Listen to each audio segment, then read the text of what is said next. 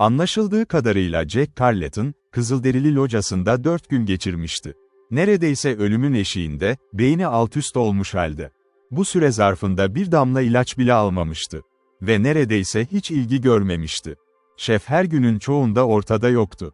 Squev ise saatlerce dışarıda, çiftliğine, bakarak vakit geçiriyordu. Ne zaman hasta alışılmadık derecede vahşi bir hal alsa, ona bir yudum su içiriyor ve isteklerine bakıyordu. Birkaç Kızılderili kapıdan içeri bakınmıştı. Ama genel olarak, onun kaderine şaşırtıcı bir kayıtsızlık gösteriyorlardı. Esir tutulmuştu. Ölseydi, ona Kızılderili defni bile verilmeyecekti muhtemelen. Şifacı adam birkaç kez ortaya çıkmıştı, dans etmiş, uluyup çıngıraklarını çalmış, sonra kaybolup gitmişti. Saatlerce bir daha görünmüyordu. 4. gün, Jack, bizon derisinin üzerinde hareketsiz yatarken ve gözlerini kompozit tavana dikerken, aklı tamamen geri geldi. Gerçekten de, beyni o zorlu sınavın kavuruculuğuyla berraklaşmış gibiydi. Her şeyi kristal bir netlikle görüyordu. Başını çevirdiğinde, kulübede yalnız olduğunu fark etti. Ve neredeyse tahmin edebildiği kadarıyla, öğleden sonra yarısı çoktan geçmişti. Ateş sönmüştü. Ama oda oldukça sıcaktı. Bu da yağmurlu geceden bu yana sıcaklığın yükseldiğini gösteriyordu. Çatlaklardan sızan güneş ışığına bakarak Kızılderililerin ileri geri hareket ettiğini gözlemledi. Ama ne olağan dışı bir ses ne de sıra dışı bir hareket vardı. Her şey alışılageldik seyrinde akıp gidiyordu. Biraz endişeli Jack, dirseğine doğruldu ve ardından dikkatle oturma pozisyonunu aldı. Baş dönmesinin son kalıntıları da silinip gitmişti. Kafası çan gibi berraktı. Kendini mantıklı, bir yiyecek için zayıf ve giderek artan bir iştahla farkındaydı. Ama aynı zamanda çok zayıf olduğunu da biliyordu. Normal gücüne kavuşması günler alacaktı. Birkaç dakika öylece oturduktan sonra bizon derisini üzerinden fırlattı ve ayağa kalktı. Uzun süre yatağa bağlı kaldıktan sonra yeniden dik durmak, oldukça tuhaf bir histi. Ama geri yürüdü, adım attı. Ve hastalığın krizinin geçtiğini, yavaş yavaş iyileştiğini içten içe hissediyordu. Tabii ki Jack'in güçlü yapısı ve toparlanma gücüydü onu ayakta tutan. Şifacı adamın iyileşmesiyle, titreyen nabzın başında bekleyen modern tıbbın ilgisiyle, pek alakası yoktu. Jack Carleton, kendi durumunu değerlendirecek kadar aklı başındaydı. Hayatı boyunca pek az hastalanmıştı, ama etrafında çok sayıda hasta görmüştü. Annesi de sıradan bir doktorun bilgisini çok aşan bir hemşireydi ve onun varlığı, hasta odasında başlı başına bir merhem gibiydi. Bu nedenle çocuk, annesinden öğrendikleriyle biliyordu, ne yiyeceği ve nasıl yiyeceği konusunda son derece dikkatli olması gerekiyordu. Masaya geçince birkaç et kırıntısı buldu. Kısmen pişmişti, ama muhtemelen en iyisi de buydu zaten. İnce ince çiğneyerek yedi ve iştahının beklediğinden çok daha erken dolduğunu fark etti. Ama Jack'in her şeyden çok özlediği şey, soğuk suydu. İç çamaşırı acilen değiştirilmeye ihtiyaç duyuyordu. Düzenli annesinin elinde, kısa bir süreliğine bile olsa, ne kadar mutlu olurdu. Ama yardım yoktu. Sadece bekleyip daha iyi günleri umabilirdi. Bizon derilerinin üzerine otururken, zihninde bir plan şekillendi. Hem akıllıca hem de umut verici bir plandı. Hızla iyileştiğini biliyordu. Ama bu gerçeği esirlerinden saklamamaya karar verdi. Güç ve canlılık kazanırken, nöbette zayıflık ve hastalık numarası yapacaktı.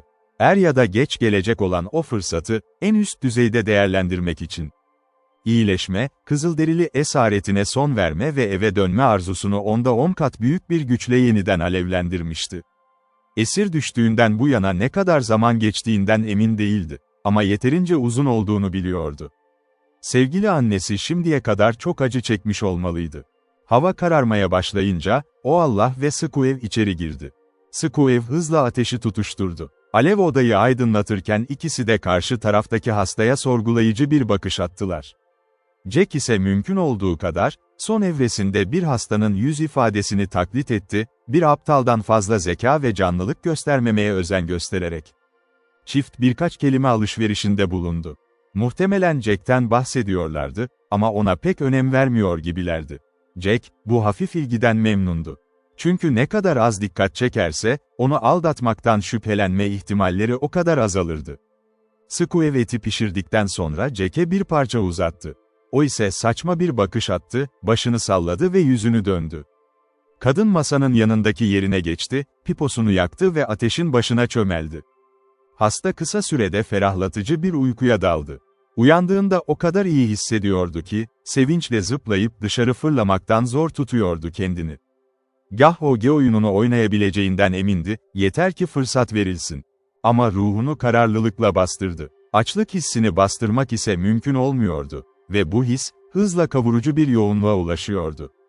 Squev yarım pişmiş bir et parçası uzatınca, Jack onu kurt gibi kaptı. Öyle ani bir hareketle ki Squev, hayal kırıklığıyla homurdanarak geri çekildi. Jack lokmayı garantiledi, her parçacığı yuttu. Ve bu, tam anlamıyla iştahını doyurmaya yetti. Şef ya da Squev ona baktığında, Jack aptal rolüne büründü. Ve bunu itiraf etmek gerekir ki, doğaya karşı tartışmasız bir sadakatle oynadı bu rolü. Muhtemelen kraliyet çiftine epey eğlence sağladı. Şüphesi yoktu bununla ilgili. Umutlu genç, bir rolü mükemmel biçimde sahneliyordu. Öğle vakti iyice geçince şef ve eşi dışarı çıktı. Squev el emeğiyle uğraşırken, şef de hanede, tarım bölümünü, denetliyordu. Köpek ayağa kalktı, gerildi, esnedi, sonra tekrar uzanıp uyumaya devam etti. Jack, en iyi ne yapılması gerektiğini düşünürken, kapı kenara itildi. Ve korkunç görünümlü şifacı adam kulübenin ortasına çömeldi.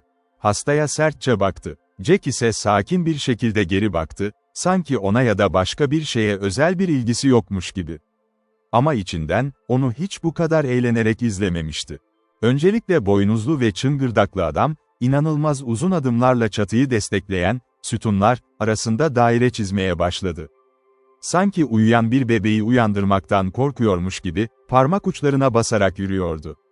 Her turu tamamladığında, kurbağa gibi çömelip kıyıdan suya atlar gibi çocuğa sertçe bakıyordu. Jack'in ağzının köşeleri, bu grotesk performans karşısında kahkahayı tutmakta zorlanıyordu. Şifacı adam bundan bıkınca, dairede çıngıraklarını en yüksek sesle çalmaya başladı. Uluyarak dönen bir dervişin enerjisiyle dans ediyordu. Buna ek olarak, ho ho, sesleri de yükseliyordu. Yüksek sesli değil, ama etkisi son derece kasvetliydi. Ani gürültü köpeği uyandırdı. Hayvan başını kaldırdı, sahneyi bir an inceledi, sonra tiksintiyle ayağa kalkıp sinirle dışarı kaçmaya başladı. Tam bu sırada, şifacı adamın arkasından geçti. Adam elbette görmemişti onu. Tam o anda köpeğe çarptı ve sırt üstü yuvarlandı, topukları çatıya çarparken. Öfkeli köpek, acı ve öfkeyle döndü, dişlerini şifacı adamın en uygun yerine geçirdi ve birkaç çığlık daha atarak wigwamdan fırladı. Şifacı adam çılgınca bağırıp tekme attı. Dişlerin acısıyla haykırarak hızla ayağa kalktı ve kendi onurunu hiç düşünmeden kulübeden kaçtı. Jack Carleton sırt üstü döndü ve yanaklarından yaşlar akıyana kadar güldü. Neredeyse nefes alamıyordu. Uzun süredir bu kadar komik bir şey görmemişti. Ve hastalıktan sonra gelen o derin depresyonun ardından, bu kahkaha onu baştan ayağa sarstı, daha önce hiç hissetmediği bir neşeyle. Hayatında bunun olduğu bir an gelecek, kendini tutamazdı. Bir süre sonra gözlerini sildi ve biraz toparlandı. Ama hemen ardından yeniden güldü. Ta ki artık gerçekten gülemez hale gelene kadar. Kahkaha, dünyanın en iyi toniklerinden biridir. Jack Carleton için ise asıl ilaçtı bu. Hala zayıftı. Ama kendini bu kadar iyi hissetmemişti uzun zamandır. "Burada işim yok," diye haykırdı içinden, keskin bir şekilde doğrularak parmaklarını saçlarının arasından geçirdi. "Vücudumdaki her sinir ormanın serin nefesini özlüyor. Sanki koşup dağlarda bütün gün gezebilirmiş gibiyim ve bunun için kendimi çok daha iyi hissederdim. Ama bu yolu açık tutmam gerekiyor." Konuyu düşündükten sonra dışarı çıkmaya karar verdi. Kapıya doğru hızla yürüyüp deriyi kenara çekti ve hemen ardından zar zor yürüyen bir çocuğun tavrını benimsedi. Sanki her adım acı veriyormuş gibi. Etrafında hemen kalabalık toplanacağını bekliyordu. Ama kimse ilgilenmedi. Pınar'a kadar topallayarak gitti, özel bir dikkat çekmeden. Birkaç genç bir şeyler seslendi. Ama Jack hiç cevap vermedi ve onu daha fazla taciz etmeye girişmediler. "O adamla karşılaşırsam," diye düşündü Jack, "onun artık benden el çekmeyi öğrenmesi gerektiğini anlayacak. Belki hesapçılığımda bir hata yaptım, ama bıçağım yanımda ve gerekirse kullanırım. Umarım gerekmez." Su lezzetli bir şekilde serin ve paktı. Ellerini yıkadı, yüzünü defalarca suyla kapladı. Nehre dalmayı can atarak istiyordu. Ama bu akıllıca olmazdı. O özlemi daha uygun bir ana sakladı. Jack sonunda döndü ve eve doğru yavaşça yürümeye başladı. Gözleri ve kulakları her şeye açıktı. Sıcak, açık bir gündü. Köy alışılmadık derecede sessizdi. Bazı kadınlar ilkel çapaklarıyla çalışıyordu, çocuklar ormanın gölgesinde oynuyordu, savaşçılar ise tepelerin ya da ağaçların arasında sürünüyordu. Büyüklerin büyük çoğunluğu muhtemelen avda ya da balık tutmaktaydı. Jack henüz köyün sınırlarının içindeydi ki, eski düşmanının ona doğru yürüdüğünü fark etti. Kızılderili genç yalnızdı. Ama birkaç Squev ve savaşçı hareketlerini izliyordu. Sanki onlara canlı bir gösteri vaat etmişti. Jack burnunun iyice normale döndüğünü fark etti. Ve hastalıktan bu yana daha fazla zaman geçtiği sonucuna vardı. Kavgacı genç temkinli adımlarla yaklaşıyordu. Yürüyüşünü yavaşça gevşetiyor, neredeyse solan bir yüzle, durumun zorunluluğunun kendisini harekete geçirdiğini hissederek gençleri etkilemeye hazırlanıyordu. İkisi birkaç adım kala, Kızılderili duraksadı. Sanki diğerini bekliyordu. Çekingenlik göstermek olmazdı. Hiç değişmeden, solgun yüzlü genç bıçağını kemerinden yarı çekti ve vahşi bir somurtmayla mırıldandı. "Sana hazırım, genç adam." Kızılderili gencin Jack Carleton'a saldırı yapmak niyetinde olduğundan şüphe yoktu. Hastalıktan haberdar olmalıydı ve esirin içinde bulunduğu durumu biliyordu. Ama esirin gözlerindeki parıltıda, bıçağını kemerinden yarı çekişindeki anlamda bir şey vardı ve bu, genç sağuğun duraksavasına neden oldu. Saldırı başlatmanın ihtiyatlılığı lehine ve aleyhine çok şey söylenebilirdi. Jack omuzlarını geriye atarak ve kaşlarını çatarak öne yürüdü. Ama saldırıyı karşı tarafın başlatmasını tercih ediyordu. Vahşiye birkaç adım mesafede durdu. Adam döndü ve Jack onu, kulübenin kapısına kadar kıl payı gözledi. Sonra dikkatini toplayıp önündeki durumu değerlendirdi. Az önce fark ettiği sessizlik hala sürmekteydi. Hareket eden Kızılderililer çok azdı ve çocuğa hiç dikkat etmiyorlardı. Sadece bir istisna vardı. Bahardan dönerken onu fark eden kişi. Grubun asil lideri, wigwamlardan birinin gölgesinde biriyle sohbet ederken genç adamı izliyordu. Herkesin dikkatini çekecek gizli bir enerjiyle ayağa kalktı ve kendi evine yöneldi. Jack onu gördüğünde, takınabileceği en acı verici ifadeyi benimsedi. O meydan okuyan tavır ve duruş, silindi. Omuzlar düştü, adım sallandı ve belirsizleşti. Sanki zavallı adam son bir çöküşle yere kapanmak üzereymiş gibi görünüyordu. Sekemi görmezden gelip Jack, bizon derisini zayıfça kenara çekti ve locaya girdi. Etrafına bakındı, yalnız olduğunu gördü. Doğruca karşıya yürüdü, kanepesine uzandı ve topuklarını havaya kaldırdı. "Bu buharı biraz atmam lazım yoksa patlarım," dedi kendi kendine, hızla iyileşme sürecine devam ederken. "Hasta gibi davranmak benim için zor bir iş, ama büyük ödül için yapılması gerekiyor." Girişi yakından izliyordu ki, aniden deri bir kenara çekildi. Şefin bükülmüş figürü ortaya çıktı ve locada dikleşti. Jack Carleton ise, hayatının kumları neredeyse tükenmekte olan biri gibi uzanıyordu. O Allah öne doğru yürüyüp onu dikkatle inceledi. Birkaç saniye boş boş bakan, şüphesiz, solgun yüzlü, genci gördü, sonra yüzünü döndü. Muhtemelen dışarıdan gelen bir inleme sesi duymuştu. Uzuvların huzursuz fırlatışları takip etti. Ve Sekem döndüğünde, bu genç beyi kendi evine almanın hiçbir zaman onun ayrıcalığı olmayacağı sonucuna varmış olmalıydı. Gece yaklaşırken Squev ve köpek ortaya çıktı. Aborijin ikametinin ev ekonomisi yeniden eskisi gibi işlemeye başladı. Jack'e pişmiş et getirildiğinde, onu iyileşmez bir açlık tehdidiyle yuttu ve kaynaktan getirilen taze suyu büyük bir iştahla içti. Ormandaki hatasını aklında tutarak Jack Carleton, benzer bir dikkatsizliği bir daha yaşamamaya karar verdi. O sırada yorgunluktan uyuyakalmıştı, ama şimdi durum farklıydı. Son 2 gündür yeterince uyumuştu. Beyni o kadar berrak ve planla doluydu ki, test edilene kadar dinlenmek imkansızdı. Beklemekten daha yorucu hiçbir şey yoktur. Özellikle, beklemek zorunda kaldığında. Saatler geçip gidiyordu, neredeyse hiç hareket etmeden. Ve gece gelmeden önce, gün sona yaklaşıyordu. Jack kanepeden gizlice olayları izledi. Her şey daha önce gördüğüyle birebir aynıydı. Yavru köpek iyice doyunca uzandı. Squev piposunu yaktı, yemek bitiminde ırkına özgü donuk bir hayvani keyifle kabardı. Şef de aynı şekilde hareket etmişti ve görünüşe göre ikisi de Jack'ten çok daha önce uyudu. Sonunda uzandılar ve uyudular. Esir, tüfeğin nerede olduğunu not etmişti. Her gördüğünde aynı yerde duruyordu, kulübenin duvarına yaslanmış. Gece oradan sıvışabilir ve mahkumları uyandırmadan silahı yanına alabilirdi. Ateş titredi ve yandı, battı, tekrar alevlendi ve sonunda sürekli bir düşüşe geçti. Oda donuk bir karanlığa büründü. Nesneleri ancak zar zor seçebiliyordu. Ama bu görüntüye aşinaydı zaten.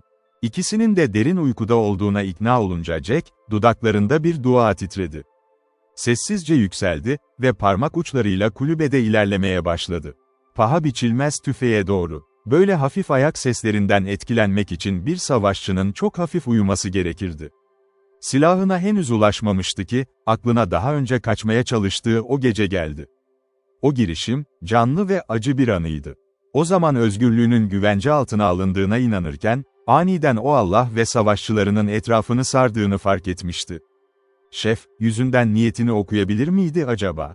Bu soru, o an için her şeyi askıya almıştı. Jack Loş wigwam'ın ortasında duruyordu ve ateşin yanındaki figürlere kuşkuyla bakıyordu. Muhtemelen sadece uyuyormuş gibi yapıyor, diye geçti aklından. Ve tam yolun açık olduğundan emin olduğumda, ayağa fırlayıp beni yakalayacak. Gerçekten şaşırtıcı bir düşünceydi. Birkaç an boyunca kımıldamadı. Ama hızla kendini toparlayıp gülümsedi kendi korkularına. Silahımı bir kez elime alsam, beni durduramaz. Uzanmaya çalışırken közlerden biri çatladı. Sarı bir alev dairesi her şeyi aydınlattı. Jack hafifçe nefesini tuttu ve başını çevirdi, şefin üstüne atlamak üzere olduğundan emindi. Ama adam kütük gibi hareketsizdi. Çocuğun eli yeniden kalktı. Bir adım daha sessizce attı. Yarım adım daha ve parmakları namlu etrafında kapandı. Soğuk demirin dokunuşu içinden bir heyecan geçirdi. Çünkü bu, Umut'un elle tutulur eli gibiydi. Barut boynuzu da silahın yanında yerdeydi. Kızılderili her ikisini de kullanmamıştı ve böylece ikisi de Jack'in eline geçti. Tel hızla omzuna atıldı ve kapıya doğru aynı temkinli adımlarla ilerlemeye başladı.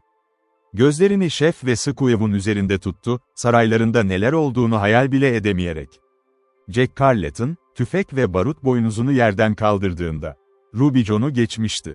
Daha önce kontrol edilseydi, belki geri dönüp kanepesine uzanır ve yaptığını bir deliryumun ürünü sayardı. Ama artık silahı elindeydi ve bu, özgüvenini doruk noktasına taşımıştı. Hiçbir engel onu amacından alıkoyamazdı. Şefe ya da Squeeb'a ateş etmezdi, kendi hayatını kurtarmak zorunda kalmadıkça. Bu affedilemez bir zalimlik olurdu. Ama dışarıya koşacaktı ve gece devam ettiği sürece peşinden gelenlerden kaçacaktı. Ama çiftin uykusu samimiydi. Hareket etmiyorlardı, sadece güçlü ve derin bir şekilde nefes alıyorlardı. Jack kapıya yaklaşınca bizon derisini kenara çekti. Kilidi çözmek kolaydı ve tek bir adımda wigwam'ın dışına çıktı. Sabırsızlığı onu hemen kaçmaya itmiyordu.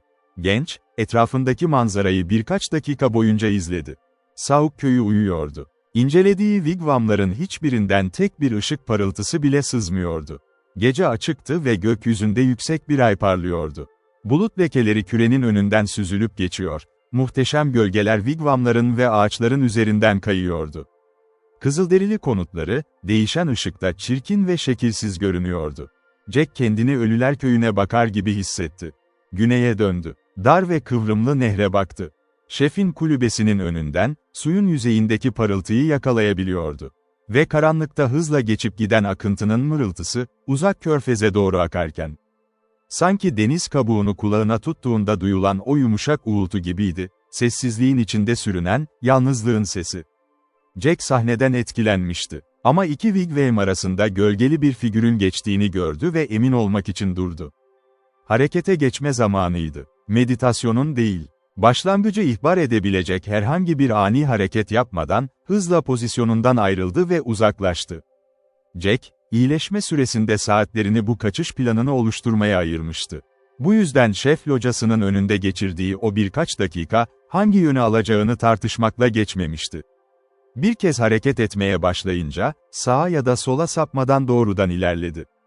Bu avantajın ne kadar büyük olduğunu okuyucu kolayca görecektir. Adil bir başlangıç güvence altına alınmıştı ve bu başlangıç, konumunu tamamen güvende tutmak için yeterliydi. Çünkü Amerikan Kızılderilisi, vahşi doğada düşman izini takip etmede olağanüstü yetenekliydi.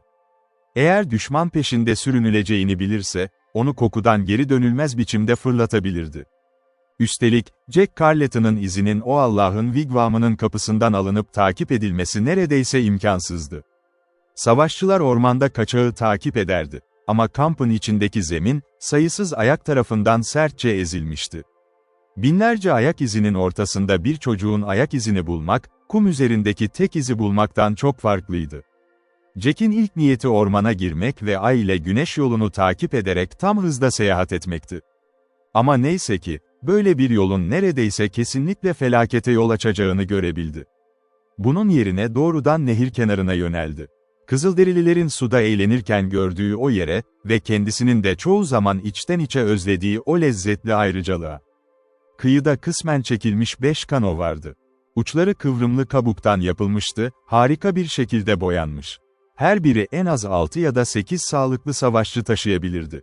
O kadar hafiflerdi ki Jack, ilkini kıyıdan uzaklaştırıp dereye süzerek göndermekte hiç zorlanmadı. Hızını yavaşlatınca yarı döndü, yönünü bilmeyen şaşkın bir kuğu gibi. Sonra aşağı akıntıya doğru üçgen bir rota çizdi. Ve hızla hareket etti. Henüz oldukça hızlı değildi ki ikinci kanoda süzülüp gitti.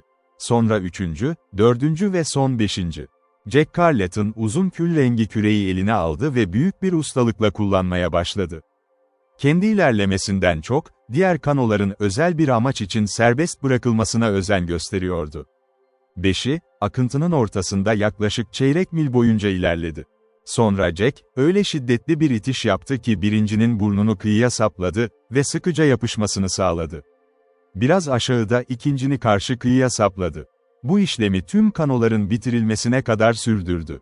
Ta ki tek başına, akıntıya doğru süzülene kadar. Jack Carleton şöyle bir mantık yürüttü. Sabah o Allah, locada yokluğunu fark edecekti ve hemen aramaya başlayacaktı.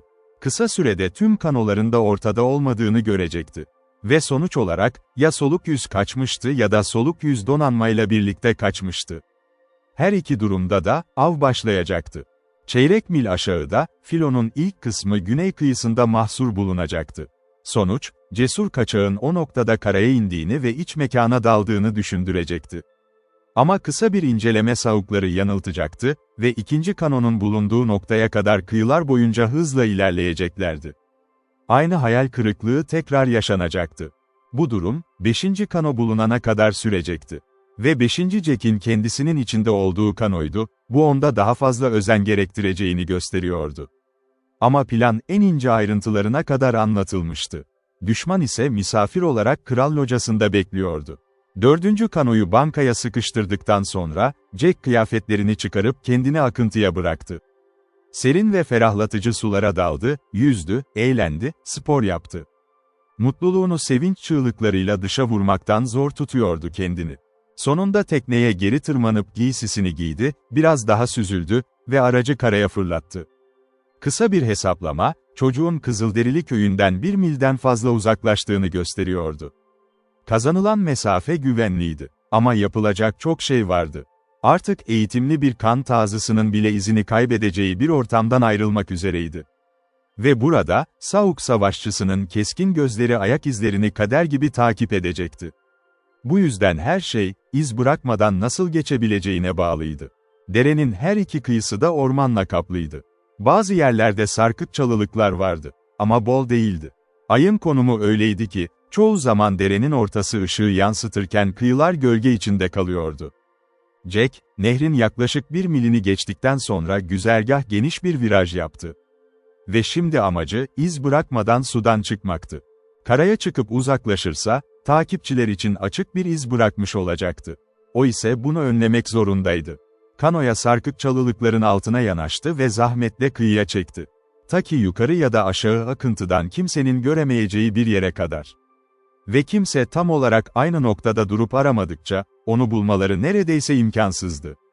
Ama öte yandan, attığı ilk adım, tüm hikayeyi ele verecekti. Dikkatlice seslenerek Jack, kıyının yakınında oldukça sığ olduğunu fark etti. Bu yüzden kanodan 100 metre yürüdü, sonra dereden ayrıldı. Dizlerine kadar ıslanmış giysisiyle kıyıya çıktı ve onlarca uzun, dikkatli adım attı. Sonuçta bu kadar şey yapıp yapmadığımı bilmiyorum, dedi dereye 100 yard uzaklaşınca. Çünkü Kızılderililer yarın sabah güneş doğmadan izimi çizebilirler. Ama elinden geleni yaptım ve birkaç mil liderlik yapabilirsem, beni geçmeleri hiç de kolay olmaz.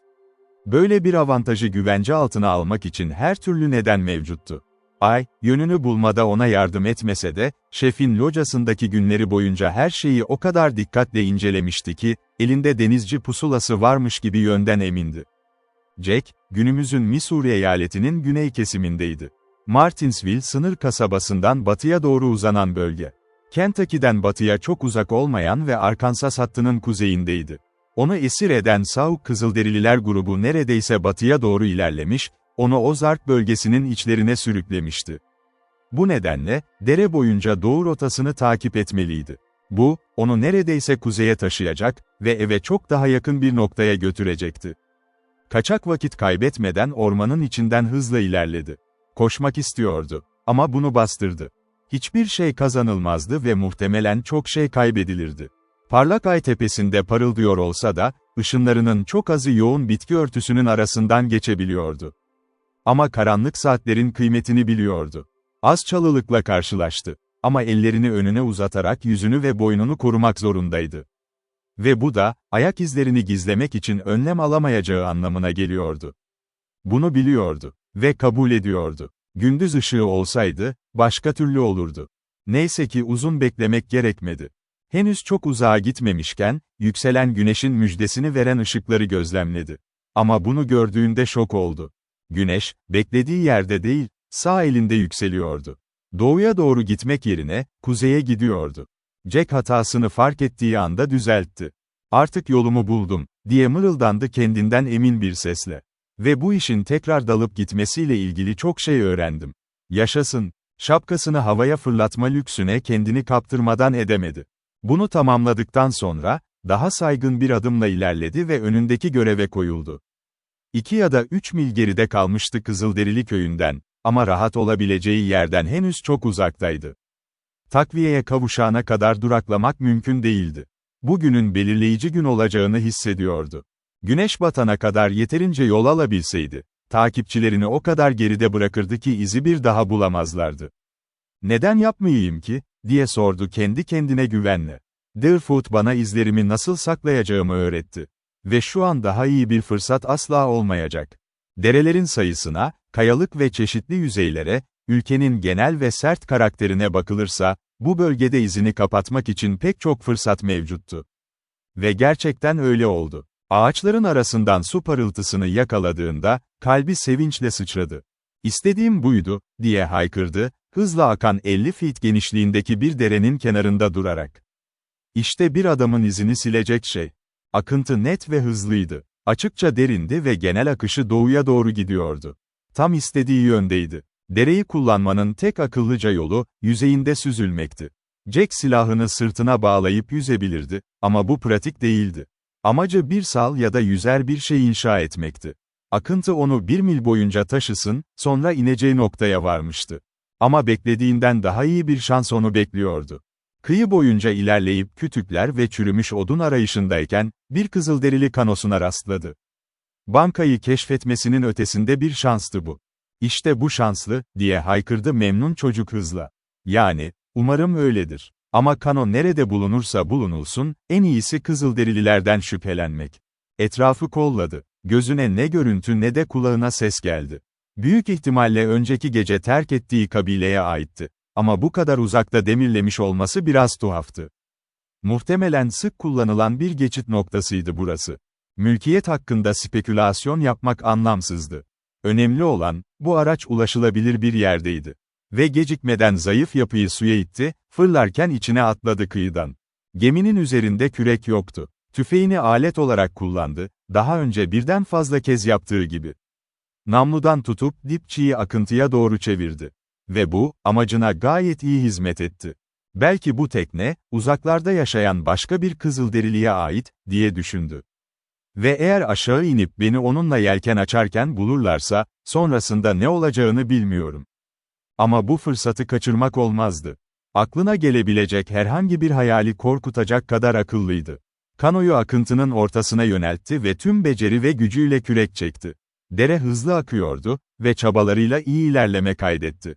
Kıyıların yoğun ormanına hayran kalıyordu. Derenin güzergahı çok dolambaçlıydı ve yalnızca kısa mesafeler görülebiliyordu. Birkaç kez kendi momentumu kendisini karaya yaklaştırdı, ani kıvrımlar onu şaşırttı. Ama her geçen dakika onu esir alanlarından daha da uzaklaştırıyordu. Tam da bunu düşünürken, son derece endişe verici bir keşifle yüz yüze geldi. Genç, birkaç dakika kürek çekmeyi bırakmış dinleniyordu. Ve o sırada fark etti. Su kenarında geniş bir açıklığa yaklaşıyordu. Bunu fark etmesine neredeyse vakit bulamadan, birkaç büyük konik nesne gözüne ilişti ve farkında olmadan bir Kızılderili köyüne yaklaşmıştı. 12, belki 15 wigwam vardı. Sıku evler, çocuklar ve savaşçılar, kısa süre önce kaçtığı Sauk köyünde olduğu gibi ortalıkta dolaşıyordu. Jack'in nefesi kesildi. Tüm hayallerinde böyle bir şey yoktu. Kaçmaya çalışırken ölümcül bir tuzağa mı giriyordu? Aman tanrım, diye nefes nefese söylendi. Bu biraz fazla iyi, hiç işe yaramayacak. Yerleşim, derenin sağ kıyısındaydı. Yani kaçağın sola, kuzey kıyısına inmesi gerekiyordu. Doğaçlama küreğini eğerek gemiye elinden gelen tüm gücüyle vurdu ve derin bir nefes aldı. Kısmen rahatladı, başka bir geniş kıvrım onu görüşten uzaklaştırdığında. Kızılderililer durumu tam kavrayamamış olmalıydı. Beyaz adamların o bölgede avlanıp tuzak kurduğunu görmeye alışkındılar. Ve kendi topraklarından birini taciz etmek istemiyorlardı belki, ama korumasız durumu da dikkatlerini çekiyordu. Her halükarda, kanoya baktılar ve içindekileri rahatsız etmeden izlemeye devam ettiler. Siyah gözlü gençler şaşkınlıkla bakıyordu ve Jack birkaç parmağın kendi yönüne uzandığını gördü. Ama söylemeye gerek yok ki, neredeyse aklını yitirmişti. Kızılderililerin görüş alanından uzak olduğunu hisseder hissetmez, karaya atladı. Kanoyu akıntıya saldı ve hızla gözden kayboldu.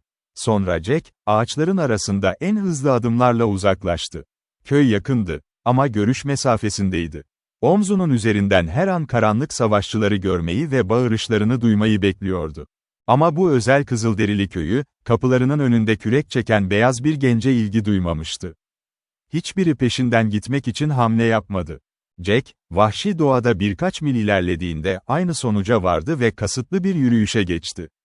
Kayalık ve parçalanmış arazi, pek çok yerde hiçbir iz bırakmadan yürüyebileceği yüzeyler sunuyordu. Ama bununla birlikte iki şey daha fark etmişti. Sadece yorgun değil, aşırı açtı. Yürüyüş sırasında birden fazla kez av görmüştü. Ama silahının sesinin takipçilere rehberlik edeceğinden korkarak ateş etmekten kaçınmıştı. Öte yandan, uzak noktalardan gelen iki tüfek sesi duymuştu. Muhtemelen avdaki Kızılderililer ya da o bölgeden geçen tuzakçılardı. Güneş meridyeni geçtiğinde ve öğleden sonra iyice ilerlediğinde, ilk güvenli fırsatta yiyecek bulmaya karar verdi. Sonraki 10 dakika içinde, ağaçların arasında 100 metreden kısa bir mesafede genç bir geyiğin görüntüsü onu içten güldürdü. Geyiğin figürüne korkutarak sıçradı. Hayvan öyle yakındı ki, yere indirmekte hiç zorlanmadı. Elbiseyi almak için ileri koşunca ise 50 feet derinliğindeki bir vadi çukuruna düştü. Bu vadi, açıkça eski bir dağ deresi yatağıydı. 20 yard ya da daha genişti.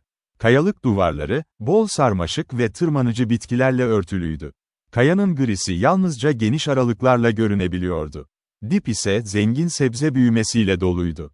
Jack bu ayrıntıları kavramak için yalnızca bir an ayırdı ve yakındaki ağacın gövdesine ateş yakmaya başladı. Oyununun en iyi dilimlerini kesti ve alevin üzerine koydu. Su yoktu, bildiği kadarıyla, dereden daha yakını, ama özellikle özlem duymuyordu. Keskin açlıkla tatlandırılan geyik eti, tam anlamıyla lezzetin zirvesiydi. Ve artık istemeyene kadar yedi. Sonra yaprakların üzerine oturdu. Sırtını ağaca dayadı ve kendini muhtemelen hissedebileceği en rahat halde buldu. Gücünü neredeyse tehlikeli bir sınıra kadar zorlamıştı. Dinlenme artık bir lüks haline gelmişti. Ve ağacın dağınık kabuğuna yaslandığında, saatlerce tek bir uzuvu kımıldatmadan oturabilecekmiş gibi hissetti. Sanırım, dedi kendine uykulu bir sesle, bunu geceye kadar sürdürmem gerekiyor. Sonra bir kütüğün arkasına sürünüp sabaha kadar uyuyabilirim. Belki o son köyden bir ya da iki savaşçı peşimde, ama öyle görünmüyor. Ve kimse sonsuza kadar dinlenmeden dolaşamaz. Burada 1-2 saat duracağım, sonra Karanca'ya kadar devam edeceğim. Kesin olan bir şeydi bu. O Allah'ı ve arkadaşlarını o kadar geride bırakmıştı ki, onu bir daha asla bulamazlardı. Ama her şey planlandığı gibi gitmemişti. Ertesi sabah erken saatlerde kaçış yöntemi keşfedildi. Pek çok savaşçı ve büyük çocuk peşine düştü. Av hızlı ve ustaca sürdürüldü. Kano hilesi onları şaşırttı ve takipçiler dağıldı, her biri kendi teorisini takip etmeye kararlıydı. Son tekne bulundu. Ve onu bulan genç, Jack'in elinde son derece kötü bir şekilde kalmıştı. Nehirden ayrılan izi buldu. Siyah gözleri beklenen intikamla parladı. Bu, Amerikan Kızılderilisinin kalbini harekete geçirebilecek en mutlu duygulardan biriydi. Genç Sauk, etrafında yarım düzine yaşlı savaşçı toplayabilirdi, tek bir işaretle. Ama hiçbir şey onu buna ikna edemezdi. Silahı, bıçağı ve tomahawk'ı vardı. İhtiyacı olan her şey buydu. Uzun zamandır ormanı bir labirent gibi takip etmeyi öğrenmişti ve bir yıl içinde ilk savaş yoluna çıkması bekleniyordu. Soluk yüze söndürülmez bir nefret besliyordu. O güreş maçı ve ardından yüzüne gelen darbe. Bu, mecazi anlamda, burnunu günlerce bir askıda taşımasına neden olmuştu. O Allah hasta soluk yüzü tacizden korumak için araya girmişti o günlerde. Ama şimdi, şef onu yok etmek için en ateşli kişiydi. Kaçak, tüm takipçilerden güvende olduğuna inanıyordu. Bu yüzden onu şaşırtmak daha kolay olacaktı. Genç Sauk için bundan büyük bir zafer ne olabilirdi ki? O nefret edilen çocuğu gizlice öldürmek ve saç derisiyle köye dönmek. Sevincini bastırmak zordu, dudaklarına çığlık yükseliyordu. Ama sessizliğini koruyarak, bir kan köpeği gibi izin peşinde ilerledi. Jack Carleton'ın aldığı önlemlere rağmen, takipçi izini kaybetmekte pek zorlanmadı. Ta ki iz aniden dere kıyısında sona erene kadar. Ne yapacağını bilemeyerek bir an durakladı. Yakın bir Kızılderili köyü biliyordu, karşı kıyıda. Dereye aşina olduğundan sığ bir noktadan geçti. Ziyaret ettiği Kızıl Adamlar Sauk kabilesinin dostane bir koluydu, aralarına girmekte risk yoktu. Sorduğunda aradığı bilgiyi aldı, Kano sabahın erken saatlerinde köyden geçmişti. Yardım teklifini reddetti. Yalnız yoluna devam etti. Ve kısa süre sonra, köyün hemen dışında izi yeniden yakaladı. Gencin çok uzakta olmadığını bilerek, inkar edilemez bir enerji ve ısrarla takip etmeye devam etti. Ama Jack Carleton da aynı şekilde meşguldü. Saatlerce geçti. Genç Sauk'un enerjisine karşın, soluk yüzü göremeden saatler aktı. Kaçak neredeyse eski sağlığına kavuşmuştu ve mesafe açıyordu. Akşama kadar ilerleyip dinlenebilseydi, geçilemez bir noktaya ulaşırdı. Ama işaretler yaklaştığını gösteriyordu. Deneyimli bir savaşçının özenle ve ustalığıyla takip etti. Eğitimli duyuları sonunda yanık odun kokusunu aldı ve bir an sonra Jack Carleton'ın kamp ateşini gördü. Kızılderili duraksadı. Biraz keşif yaptıktan sonra kampın diğer tarafından daha iyi görüş açısı bulabileceğine karar verdi. İnanılmaz bir çabayla oraya geçti ve esmer yüzünde, iyi örgülü çerçevesinin içinde bir başarı parladı. Yerde oturan soluk yüzü gördü. Sırtı bir ağaca dönük, ağzı açık, gözleri kapalı. Silahı yanı başına dayanmıştı. Yorgun kaçak uyuyordu ve tamamen çaresizdi. Sauk sadece silahını kaldırıp nişan almak ve ateş etmek için yeterliydi. Adam uyanmadan, tehlikeyi öğrenmeden ölürdü. Üzerine atlayabilirdi ama bu kendisi için de risk gerektirirdi. Tomahawk'ını kurbanının kafatasına saplamaya karar verdi. Ve hemen ardından saç derisini koparacaktı. İlk adımını attı. Kollarını serbest bırakmak için tüfeğini en yakın ağaca dayadı. Sonra Tomahawk'ının sapını kavradı. Amacı onu dirençsiz bir güç ve kusursuz nişanla fırlatmaktı. Jack'ten 20 feet uzaktaydı. Ama tam fırlatma eyleminde, başının üzerinden gelen bir füze onu vurdu. Kolu öyle şiddetli bir yan darbeye çarptı ki, neredeyse kemiği kırılıyordu. Tomahawk elinden yere uçtu. Ve bir anda biri onu belinden yakaladı. Yerden kaldırdı. Birkaç hızlı adım attı ve onu kayaların üzerinden vadiye fırlattı. Sauk kendini kurtarmak için çaresizce mücadele etti. Ama kontrol edemedi. Düşüşü gecikti biraz. Öyle bir güçle indi ki nefesi kesildi. Ama bol miktarda sarmaşık ve bitki örtüsü hayatını kurtardı. Bir süre sonra yavaşça kendini toparlayıp ayağa kalktı. Onu acımasızca ele geçiren düşmandan hiçbir iz yoktu. Yavaşça vadiden çıkmaya başladı. Uzun bir mesafe yürümek zorunda kaldı. Yukarıdaki düz zemine tırmanana kadar epey uğraştı. Sonunda başardı devrilmiş bir ağaca oturup dinlendi ve geride kalanları düşünmeye başladı. Tüfeği ve tomahawk'ı, geri dönülmez biçimde yok olmuştu. Ve hiçbir şey onu geri dönmeye ikna edemezdi. Sağ kolu kırık değilse bile, o kadar yaralanmış ve topaldı ki, kullanması uzun zaman alacaktı. Tüm girişim, kısaca değerlendirilebilirdi, tam bir felaket. Tomahawk'ı elimden vuran bir Kızılderiliydi, diye düşündü mağdur Saul. O berbat bir savaşçıydı. Genç, her açıdan haklıydı. Çünkü o Kızılderilinin adı, Deerfoot the Chavano'ydu.